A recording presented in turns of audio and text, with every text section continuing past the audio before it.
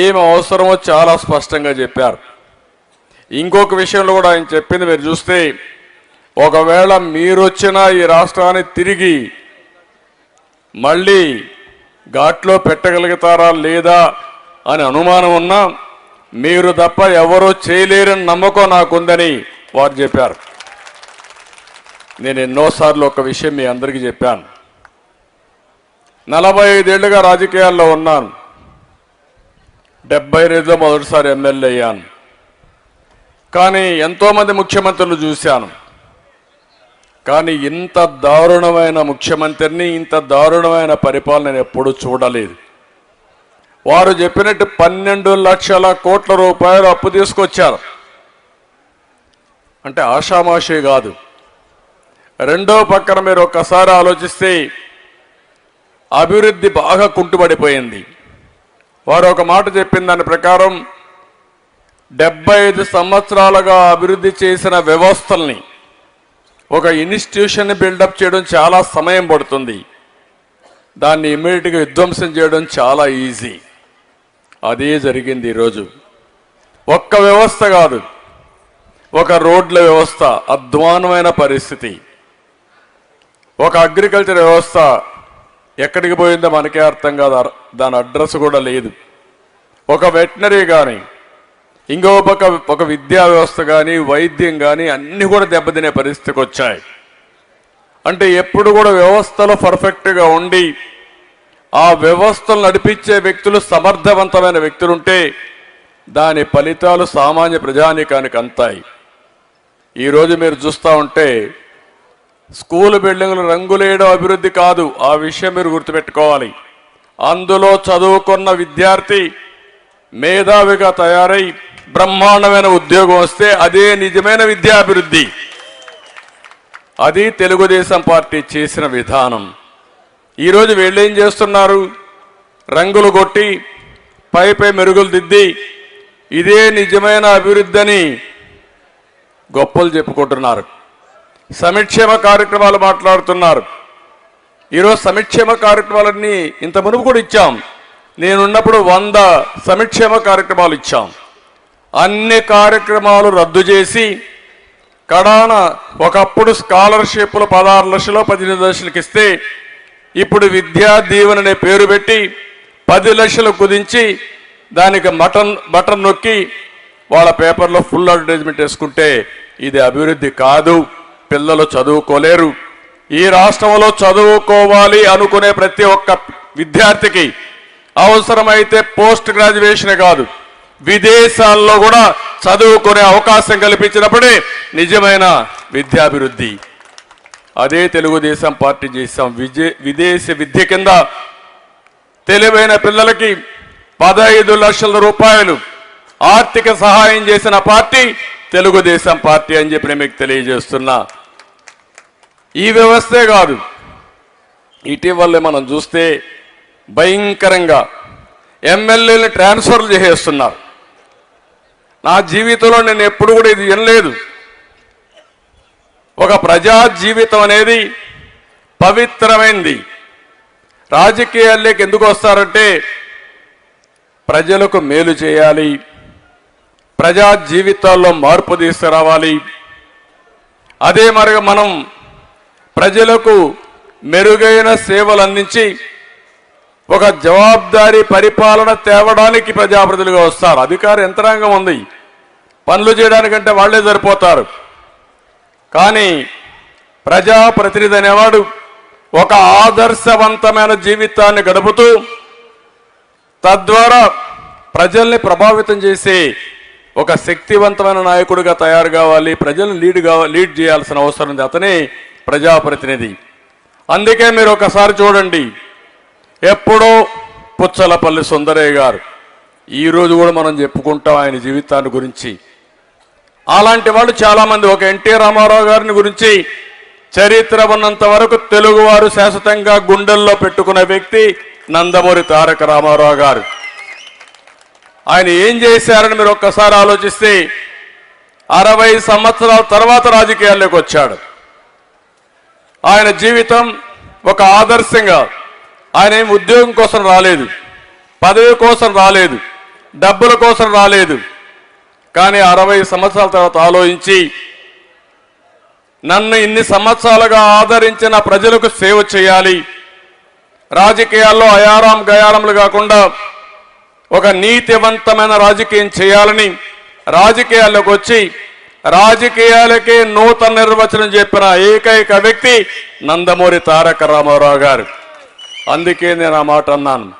ఒక పక్క సంక్షేమం, ఒక పక్క అభివృద్ధి, ఇంకో పక్క ఒక పద్ధతి ప్రకారం రాజకీయం చేసిన వ్యక్తి. ఈరోజు నేను చూస్తా ఉంటే నాకే అర్థం కావడం లేదు, నేను ఎప్పుడు ఊహించలేదు. ఒకసారి ఒక ఎమ్మెల్యే 5 ఏళ్లు కష్టపడతాం. ఎందుకు కష్టపడతాం 5 ఏళ్లు? మళ్ళా తిరిగి ఎన్నికల్లో ఎన్నిక కావడానికి కష్టపడతాం. ఇప్పుడు 5 ఏళ్లు వీళ్ళు ఎంజాయ్ చేశారు. ఎక్కడ ఏది కనపడిస్తే దోచేసుకున్నారు, ప్రజల్ని హింసించారు. మామూలు కాదు, రాక్షసుల మారిగా నా చరిత్రలో ఎప్పుడు చూడలేదు. కానీ మాట్లాడితే వాడి మీద దాడి, వాడి మీద కేసు, ఎక్కడ చూసినా దందాలు, ఇసుక దందా, మద్యం దందా, రౌడీయిజం, రౌడీ మామూలు అన్నీ చేసేశారు. ప్రజలు వీళ్ళని అసహించుకుంటున్నారు. అసహించుకుంటే ఇప్పుడు జగన్మోహన్ రెడ్డి గారి కొత్త ఆలోచన వచ్చింది. ఆ ఆలోచనే ఎమ్మెల్యేలని మంత్రుల్ని ట్రాన్స్ఫర్లు చేసేయడం. అంటే మీరందరూ ఎప్పుడన్నా మీరు కూడా రాజకీయాల్లో ఓట్లు వేశారు, ఎప్పుడన్నా విన్నారా ఇది? ఎప్పుడన్నా కని ఇని ఎరుగా మనకు తెలుసా ఇవి? అంటే ఏంటిది అరాచకం ఏంటో నాకు అర్థం కాలేదు. అంటే ఈరోజు నేను అడుగుతున్నా, ఇన్ని సంవత్సరాలుగా 5 ఏళ్లుగా మీ ఎమ్మెల్యేలు తప్పు చేస్తే ప్రజల మద్దతు కోల్పోతా ఉంటే నీ ఇంటెలిజెన్స్ ఏం చేసింది? ఎప్పుడైనా పిలిపించి ఒక మాట మీరు మాట్లాడారని అడుగుతున్నా. చూసారా? ఎప్పుడైనా మాట్లాడారైనా? ఎవరన్నా దండించాడా? తప్పని చెప్పాడా? ఈయనకి దొరికింది ఈయన దోచుకున్నాడు, వాళ్ళకు దొరికింది వాళ్ళు దోచుకున్నారు. ఇప్పుడు అంటున్నాడు వీళ్ళకందరికీ సర్వేలు చేశా, వీళ్ళందరూ లాభం లేదని. అసలు సర్వే నువ్వే లాభం లేదంటున్నారు. ఆ విషయం నువ్వు గుర్తుపెట్టుకో. ఈ రాష్ట్రానికి పెద్ద అరిష్టం కానీ పెద్ద నష్టం కానీ ఈ జగన్మోహన్ రెడ్డి. ఇతను రాజకీయాల్లో లేకపోతే ఈ రాష్ట్రం ఇంత విధ్వంసం అయ్యేది కాదు. ఒక పోలవరాన్ని, మొత్తం రోడ్లని, ఇండస్ట్రీస్ అన్ని తరిమేయడం, ఒక అమరావతిని నాశనం చేయడం, ఏ ప్రాజెక్టు పూర్తి చేయకుండా పోవడం, విపరీతంగా అప్పులు తేవడం, ఇష్టానుసారంగా అధికార దుర్వినియోగం చేసి అవినీతి చేసి కడాన మీరు చూస్తే ఋషికొండ లాంటి హిస్టారికల్ మాన్యుమెంట్ని ఎక్కడికక్కడ తవ్వేసి ఈరోజు అక్కడ కూడా ఒక పెద్ద ఇల్లు కట్టాడు, ప్యాలెస్ కట్టాడు. ఏంటో ఈయనే శాశ్వతంగా ఉంటాడనుకున్నాడు ముఖ్యమంత్రిగా. నాకైతే అర్థం కావడంలా. 500 కోట్ల రూపాయలు ఖర్చు పెట్టి ఒక ప్యాలెస్ని కట్టుకున్నా అంటే ఏ విధంగా సమర్థించుకుంటామని అడుగుతున్నా. నేనేదో మా ఇంటికి అప్పుడే చిన్న రోడ్డు వేశారు, ఎంత 100 అడుగులు 100 గజాలు, దానికే ప్రతిరోజు విమర్శించిన వ్యక్తి ఈరోజు మీ ఇంటికైతే 4 లేన్ రోడ్డు వేసుకున్నాను. నేను దాని గురించి కూడా మాట్లాడడం వల్ల విపరీతంగా. సరే, అవన్నీ నేను చిన్న విషయాలు నేను మాట్లాడలేదు. కానీ ఈరోజు అమరావతిని విశాఖపట్నానికి తీసుకుపోతానంటే కోర్టులు ముట్టికాయలు వేసే పరిస్థితికి వచ్చింది.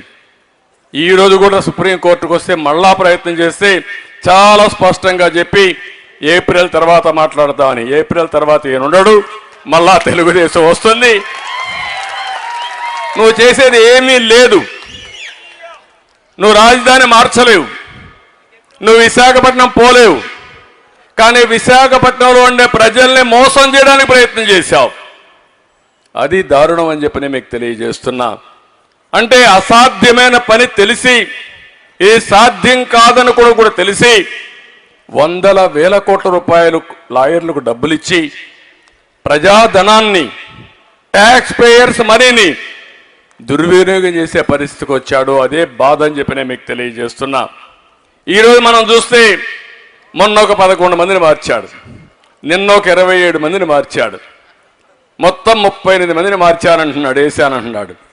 దీంట్లో ఎవరు వీళ్ళంతా? నా బీసీలు, నా ఎస్సీలు, నా ఎస్టీలు, నా మైనారిటీలు అంటాడు. అందరినీ వాళ్ళనే మార్చేశాడు. వాళ్ళు ఎవరిని మార్చలేదు. వాళ్ళంతా కూడా మొన్నటి వరకు ఏమంటున్నాడు, నేను పుల్లను పెడితే గెలుస్తారన్నాడు. ఇప్పుడు పుల్లను కాదు, వెళ్ళింది పెట్టి గెలిపించలా? సమాధానం చెప్పండి. అంటే ఇవన్నీ కూడా మనం చూస్తామంటే ఓసారి అనిపిస్తుంది, ఒక అవగాహన లేని వ్యక్తి, రాజకీయాలను పూర్తిగా అపవిత్రం చేసిన వ్యక్తి, రాజకీయాలను అపహాసం చేసే వ్యక్తి, మంచి చెడుకు వ్యత్యాసం తెలియని వ్యక్తి. ఇది మంచి ఇది చెడు ఏమీ తెలియదు, ఆయనకు ఒకటే తెలిసింది, ఏది దొరికినా దాన్ని మొత్తం కాజేయడం. బకాసురుడు మారిగా ఉన్నాడు. అక్కడి నుంచి ఎవరైనా మాట్లాడితే వాళ్ళ మీద కేసులు పెట్టేయడం. ఇప్పుడు కూడా మీరు చూస్తున్నారు, ఇప్పుడు కూడా కేసులు పెట్టేస్తున్నారు. ఇది తప్ప ఏమీ తెలియని వ్యక్తి ఈ వ్యక్తి. మొత్తం వాళ్ళ పార్టీనే కాకుండా రాష్ట్రాన్నే గందరగోళంలో నెట్టేసిన వ్యక్తి ఈ వ్యక్తి. నేను అందుకే ఈరోజు కోరుతున్నా, రామచంద్రయ్య గారు కానీ మిగిలిన నాయకులు చెప్పినట్టు, నాకు ముఖ్యమంత్రి కోసం నేను ప్రయత్నం చేయడంలా, తెలుగుదేశం పార్టీ జనసేన అధికారం కోసం నేను ప్రయత్నం చేయడంలా, 5 కోట్ల ప్రజల్ని కాపాడుకోవడం మనందరి బాధ్యత, మనందరి కర్తవ్యం. ఈరోజు మీ పిల్లల ఉద్యోగాలు కావాలంటే కడాన ఉద్యోగం దేవుడికి కానీ పాచి పనులు చేయాలన్నా బెంగళూరుకో హైదరాబాద్కో చెన్నైకి పోయే పరిస్థితి ఉంది తప్ప ఈ రాష్ట్రంలో ఎవ్వరికి ఉద్యోగాలు వచ్చే పరిస్థితి లేదు. ఇలాంటి పరిపాలన మళ్ళా కంటిన్యూ అయితే ఒకటే చెప్తున్నా, ఈరోజు ఎంత భయంకరమైన పరిస్థితి అంటే ఈ రాష్ట్రానికి ఎవరన్నా రావాలన్నా భయపడిపోతున్నారు. 30 ఏళ్ళు 40 ఏళ్ళు కష్టపడి సంపాదించిన సంపాదన ఆస్తుల్ని, ఒక పోర్టు కావచ్చు, ఒక ఆస్తి కావచ్చు, ఒక ఇండస్ట్రీ కావచ్చు, ఇవన్నైనా మెడ మీద కత్తి పెట్టి వాటా రాసిస్తావా సస్తావా అంటే రాసిచ్చేసి ప్రాణం ఉంటే బలిసా